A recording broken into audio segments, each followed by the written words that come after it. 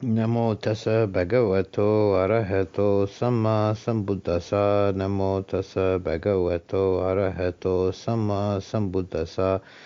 Namo tassa bhagavato arahato samma sambuddhassa.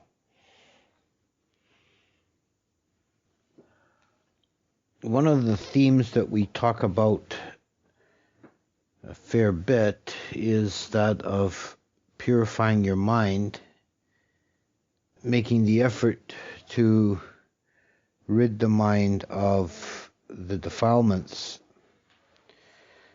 This is one of the four right efforts, which are to encourage wholesome states that have not yet arisen, to sustain and nourish those that have arisen, to prevent the arising of unwholesome states, and to diminish those unwholesome states that have already arisen.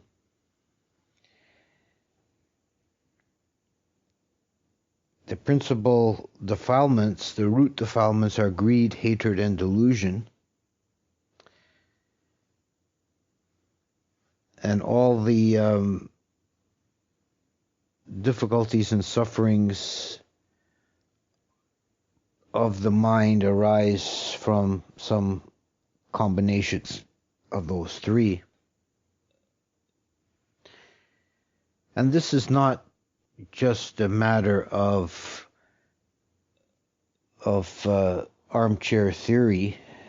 It's something that has a profound effect on every aspect of our lives. Everything originates in the mind. Everything begins there. Anything that we do, everything that we experience begins with a thought. And if those are coming from places of wisdom, compassion, and purity, then the experience or results in the world will be beneficial to oneself and to others.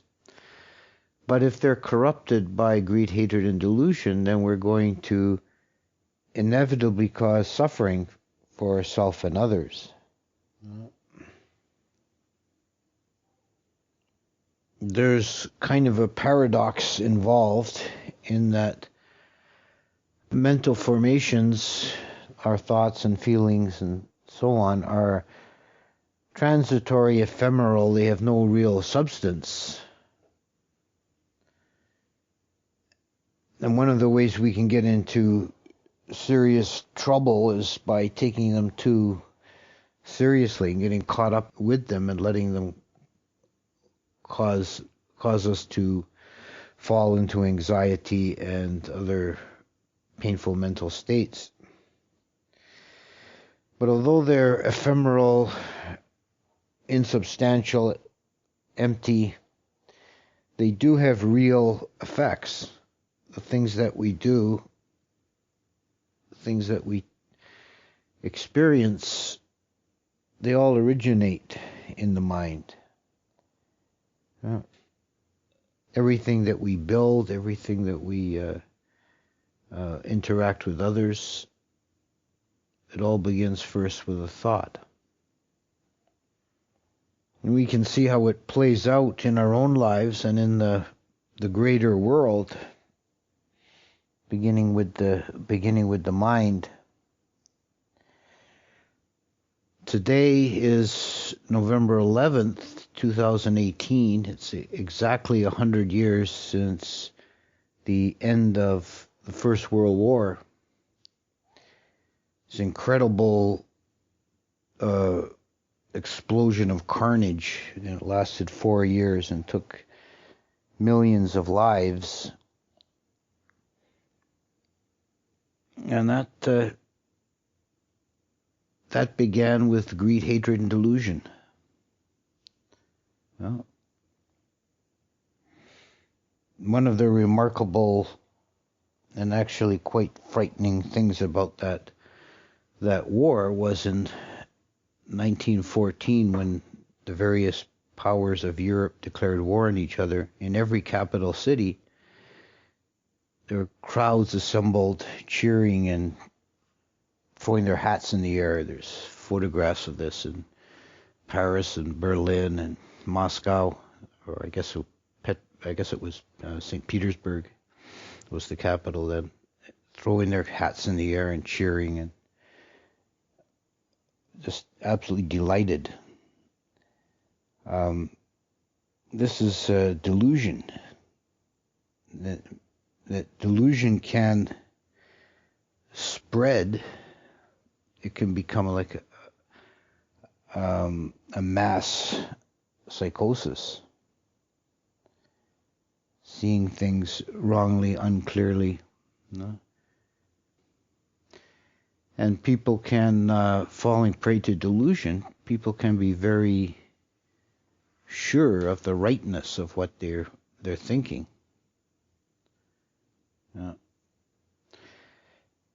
This is something that we can see if we think about it. We can see in our own lives examples, or in the broader society, we can see more examples of people have ideas that they are convinced are right, and it leads them into making errors and mistakes that cause suffering. And the sense of self-righteousness, which is something the Buddha talked about, the danger of falling into a dogmatic sense that this is right and all else is wrong. That can lead to quarrels and blows. And the Buddha said that even his own teachings, if they're held onto dogmatically, they won't lead to a good result. It's like the kusa grass, wrongly grasped, will cut the hand. There's the sharp blades of grass that are tough, fibrous grass that's very useful. If it's grasped properly, you can thatch with it and make roofs and other things, baskets. But if it's grasped sideways, grasped wrongly and tightly, you'll cut your hand. And this is what happens when we grasp our views and opinions. Even a teaching as noble as that of the Buddha, if it's grasped in that way, will cause trouble. But we can grasp something that's not correct, that's wrong, and then it's doubly harmful.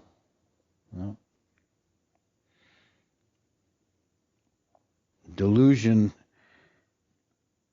moha, is being confused about reality, not seeing things according to reality. It's the opposite of wisdom, which is seeing panya, which is seeing things as they actually are in their true nature.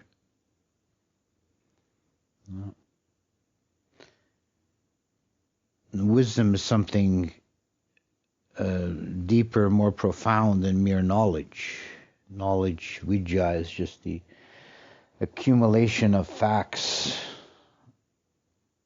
But wisdom is actually understanding, having direct experiential, direct knowledge of reality.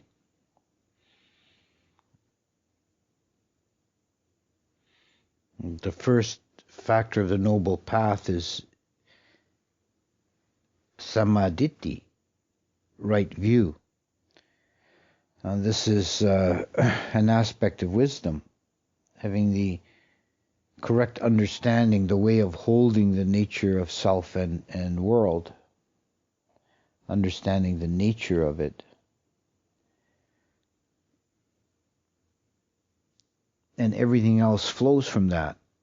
If one has right view, then everything else will tend to fall into place. If one has wrong view, then everything will become corrupted and twisted and go wrong.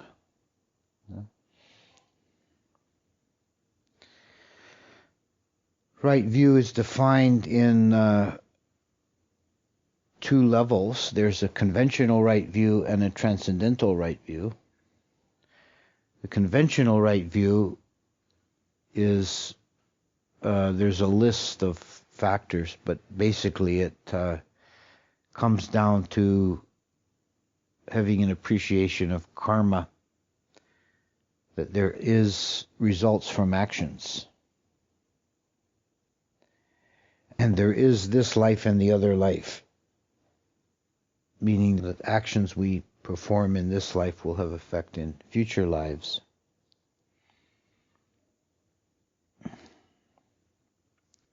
One of the views that the Buddha condemned the most strenuously was denial of results of actions.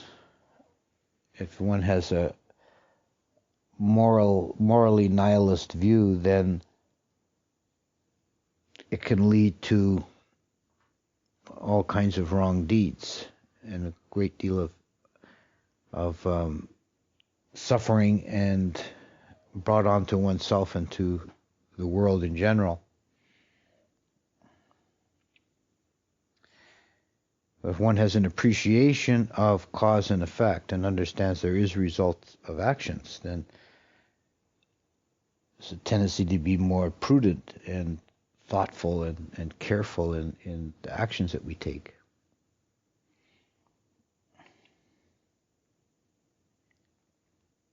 And delusion can take many forms.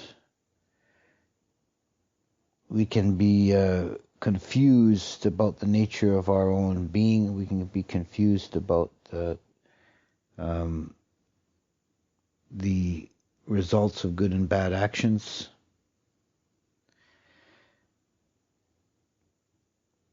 And whatever actions are taken based on delusion are going to lead to suffering.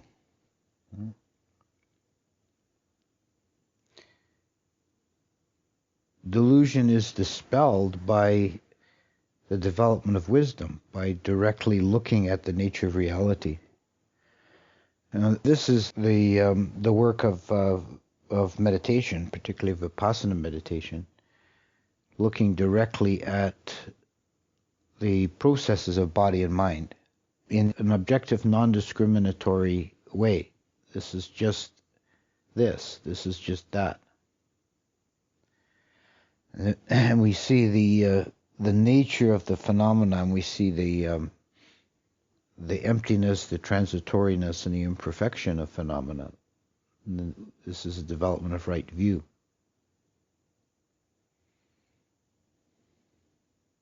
Of these three defilements, greed, hatred, and delusion, delusion is the fundamental, the primary defilement in its nature of ignorance, avijja. Ignorance, not knowing, the darkness of the mind. This is actually the single root of samsaric becoming, not knowing. This is why beings wander in samsara. Yeah. The transcendental level of right view is seeing the Four Noble Truths. So the higher level of right view is seeing the first truth of suffering, seeing that conditioned reality is imperfect. It's inherently a kind of brokenness. Manifestation is a kind of brokenness. And the truth of the origin of suffering, which is craving, to see that the impulse that brings us into being again and again, moment by moment, is craving, desire. In its most rudimentary form, it's the craving of the mind to take an object. There's a sense in the mind of taking the next object will complete itself. And the mind is endlessly chasing after the next shiny thing. And the third noble truth is the truth of nibbana, is the truth of the ending of suffering. To have a orientation of the being towards making an end, to realizing the unconditioned.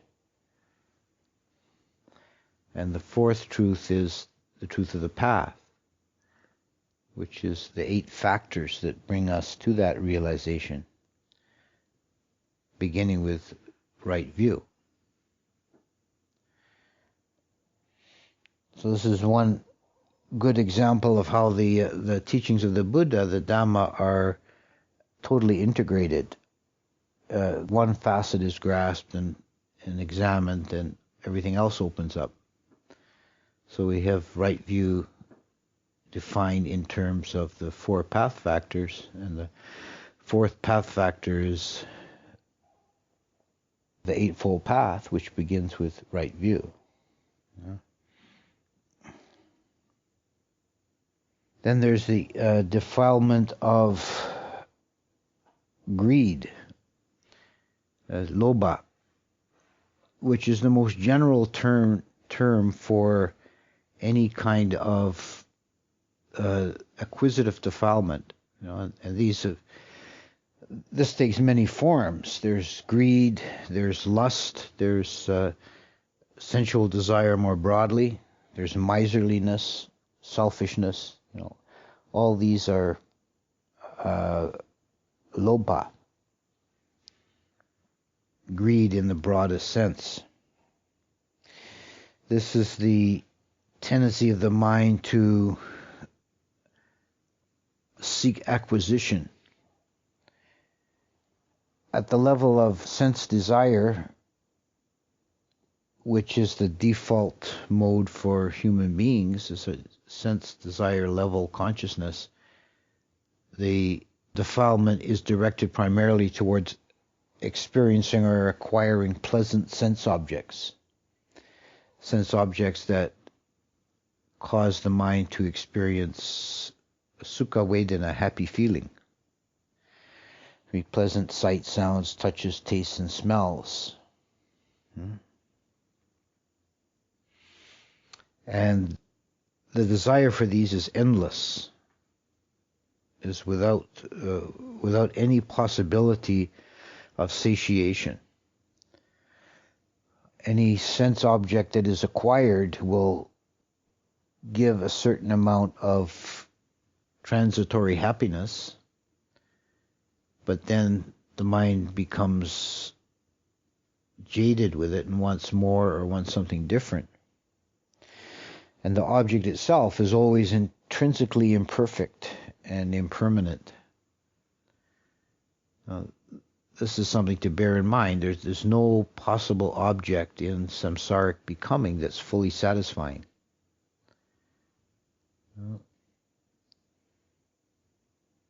There's no way you can ever fill that hole in the mind with sense objects.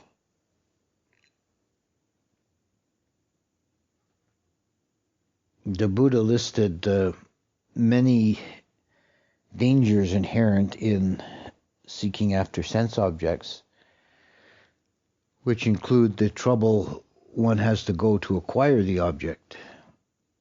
There's toil and difficulty in work and sweat. And there's the fear that arises in the mind once an object is acquired that it will be lost.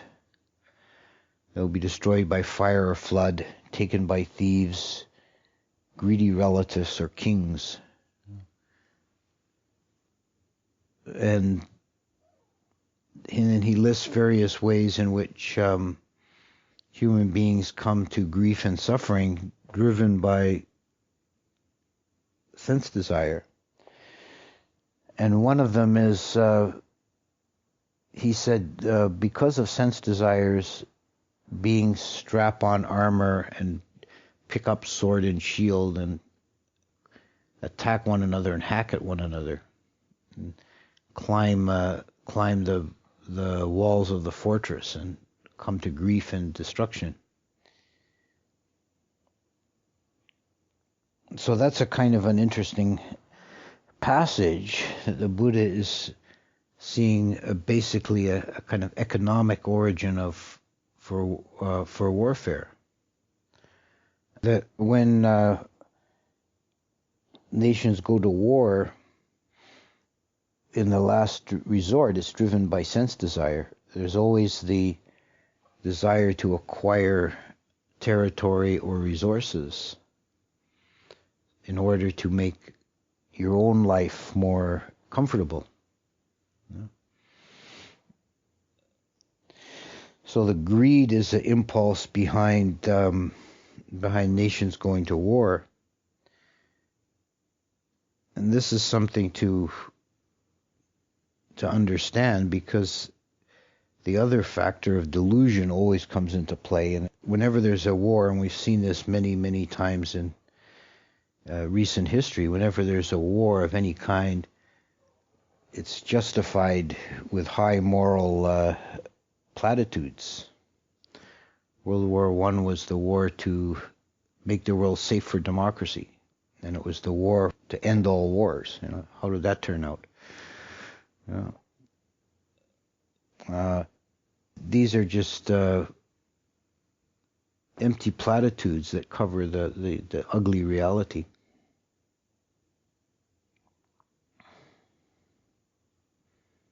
So the defilement of desire arising in the mind can cause all kinds of suffering and grief in the world, even if it doesn't go as far as a world war. Obviously, if you think of your own life and of experiences that you know of, how many times do people get themselves into grief driven by desire? How many times does that lead to trouble and suffering?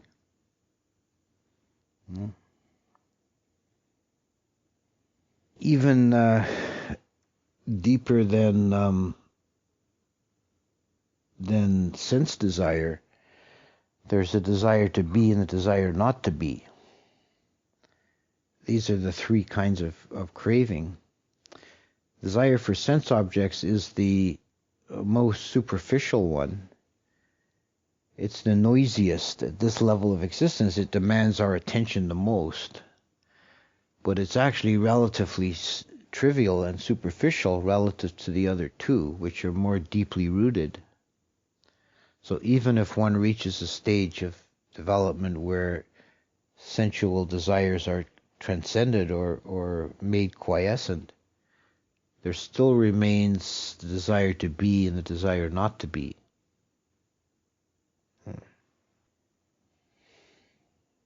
The desire for becoming and the desire for annihilation. These are very deeply rooted. They exist on another plane of consciousness. The Brahma gods are beyond sensuality, but they still subject to the will to be, particularly.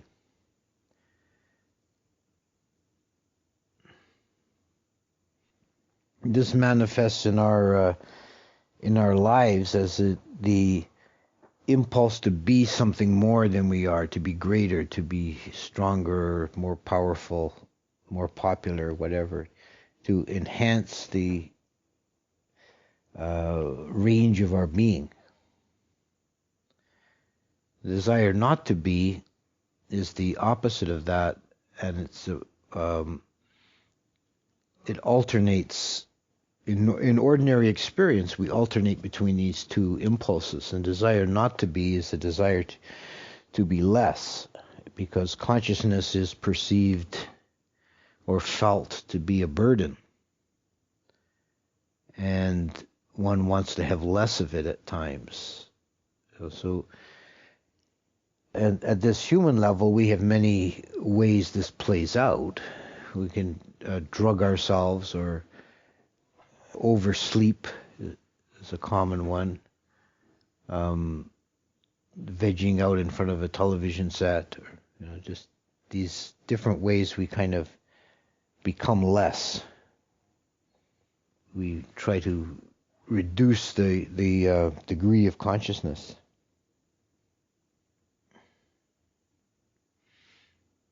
These impulses, these movements of the mind, these desires, they inevitably lead to suffering.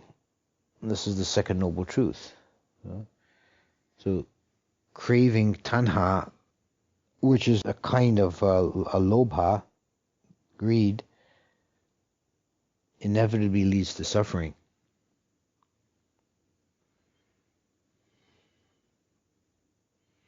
Dosa is ill will. And again, this is a very broad term, and it includes everything from minor irritation to anger to full-blown homicidal rage and hatred, and everything in between. This ill will, dosa. This is the negative form of lopa, greed. With dosa, this is not acquisitive. It's not seeking to acquire an object, but is seeking to remove an object.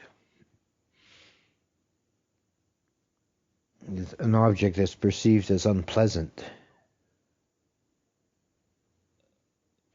So in both these cases, lopa and dosa, greed and ill will, there's a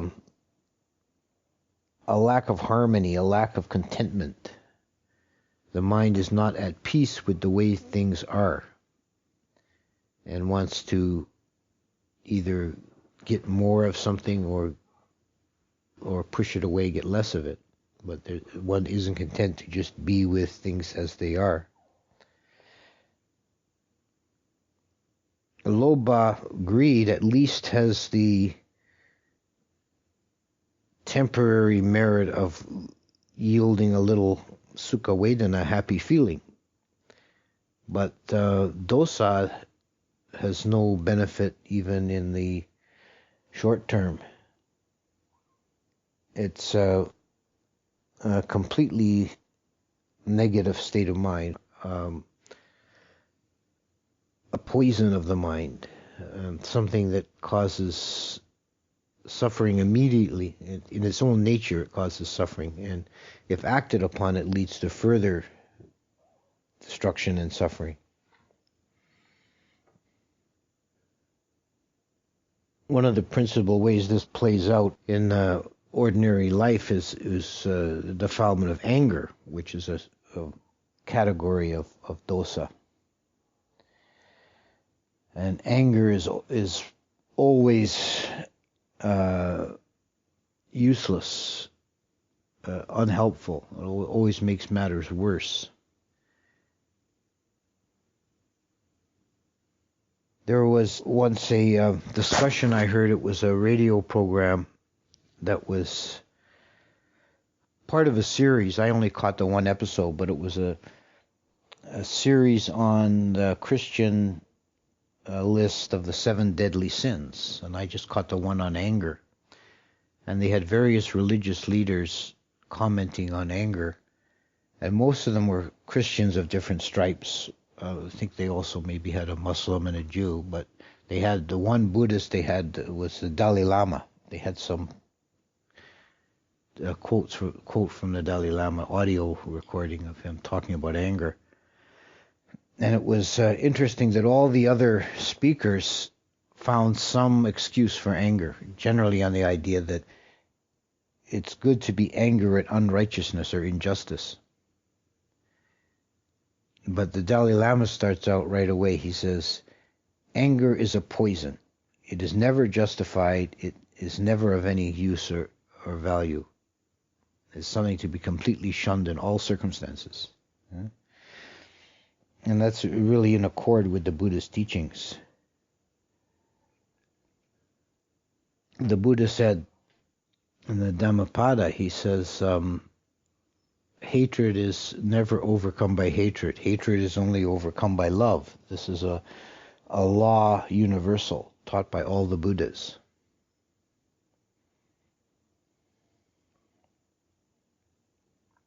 And I was told once by someone who was a black belt in one of the martial arts. She was a guest here for a while, and she was speaking about her experience in learning this skill, and she got to talking about when they have contests, bouts, and she said that one of the things that happens is sometimes the opponents, they don't always play fair. They try to psych you out and use dirty tricks to rattle you. And I says, what do you mean? He says, well, they try and make you angry, because if you're angry, you'll make a mistake, which is, I thought, was very interesting and significant. That even in a activity that's basically a warrior skill, anger makes you less effective. So anger even makes you less effective as a warrior. In any situation you're dealing with in interpersonal affairs, any relationships with other people, if they become problematic, if you become angry, you're only going to make the situation worse. It's never beneficial, never helpful.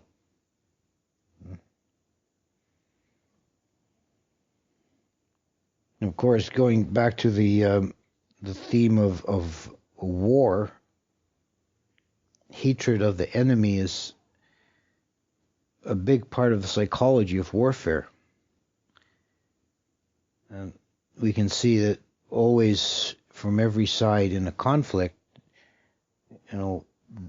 we're on the side of the angels, and the enemy is the devil. Gott mit uns. It was on the uniforms of the Germans in both world wars. Gott mit uns.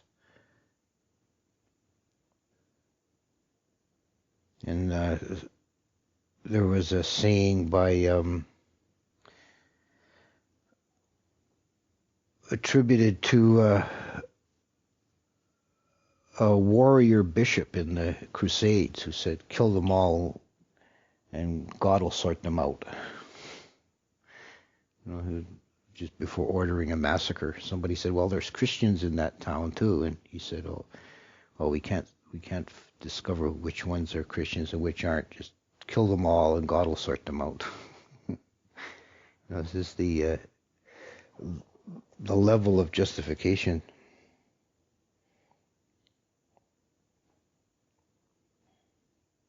It's also a deliberate psychological manipulation that is necessary. There's a study. It was in a book that I read. It was a study. It was called. The title of the book was "Why Men Kill," and it was a study of psychology of soldiers in the various wars of the 20th century, and it was discovered by the U.S.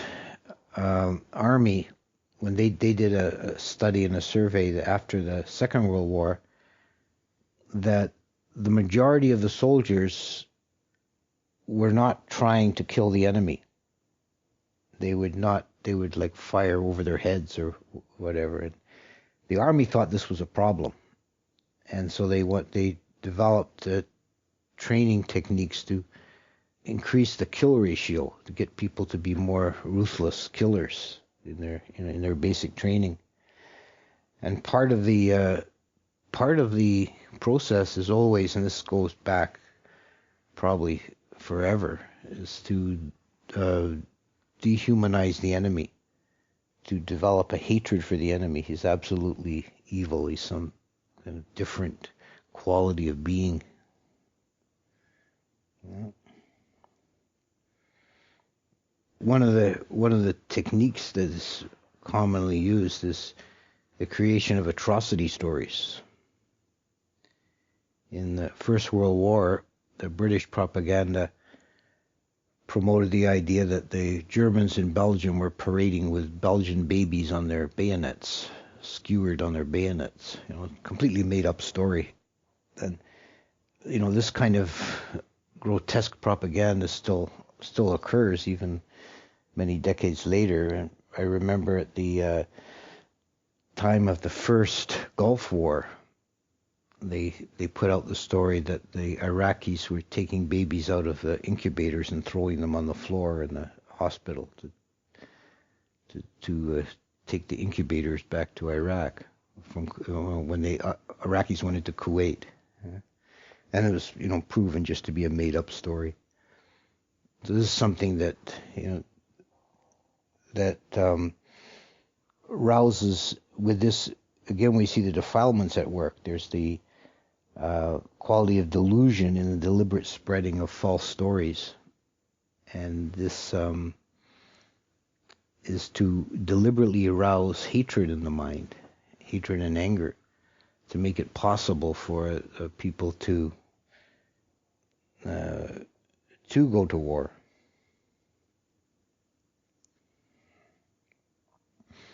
And in such times as that, this is when the practice really is difficult and necessary. It's very difficult to keep a pure mind when everyone around you is going mad.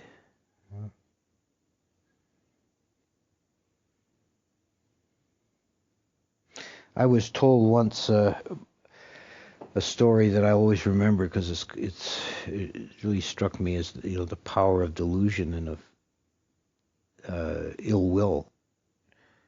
What this can cause, what damage it can cause in the world.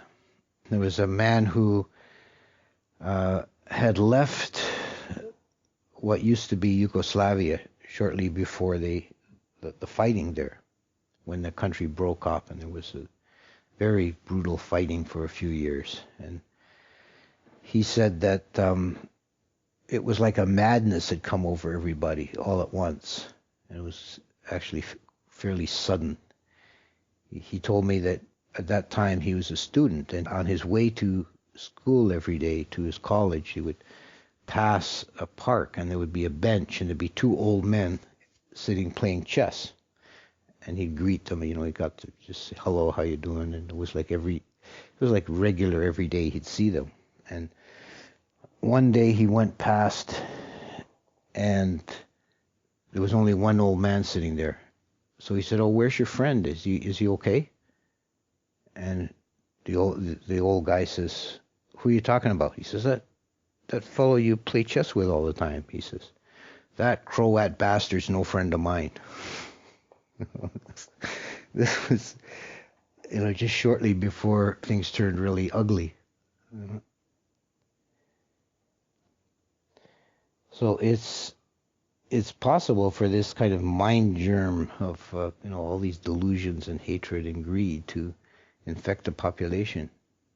And it must be very difficult if you're caught in that kind of historical moment to keep your level head and to keep true to your to the Dhamma at that moment.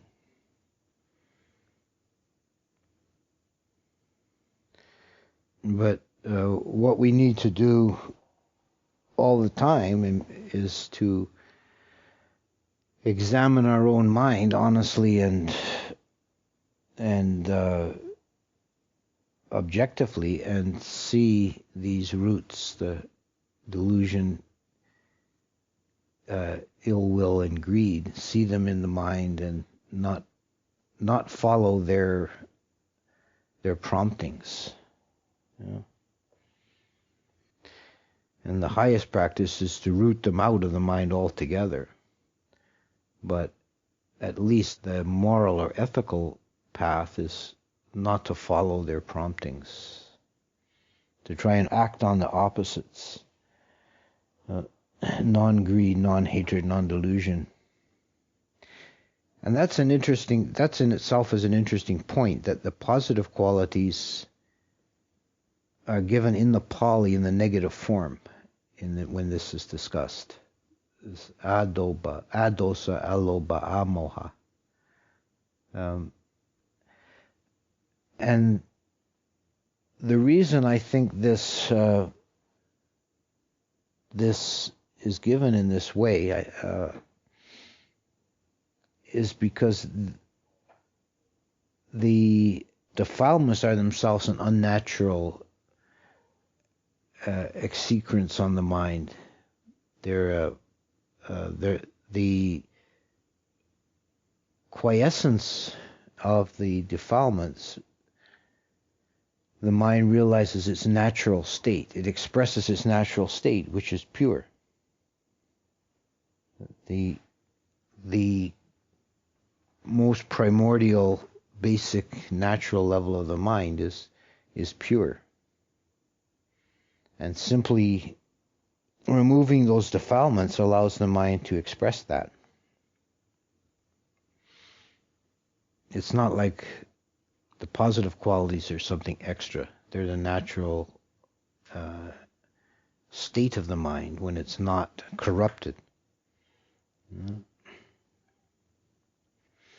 I thought this is a very different way of looking at the mind from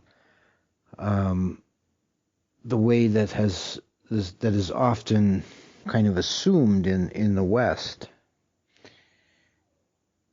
Now, I know it's just kind of a general statement, and I know there are many different schools of psychology, but a lot of Western psychology, certainly anything that traces to Freud, is based on the idea that the deepest level of the mind is, as Freud called it, the id, is a seething mass of aggression and lust and just all the nasty stuff, that's just like the deepest level of the mind. And the morals and ethics and higher qualities are kind of like a superstructure on that just barely keeps a lid on the nasty stuff boiling up down below. But the Buddhist view, I think, turns that around and says that the natural state of the mind is pure, light, clear bliss. And the only reason that's not experienced continually is because it's obstructed by the defilements. The Tibetans are very fond of the imagery of the blue sky mind. The pure mind is like the blue sky, and the clouds are like the defilements. And you might have a dark, cloudy day when the mind is, completely overwhelmed by defilements, but behind the clouds is always the clear blue sky. It's always there to be found. It doesn't go away, whether the clouds are there or not. So if we can diminish and then eradicate the defilements, we'll experience that clear blue sky mind. We'll experience the true human nature, the true potential of human beings.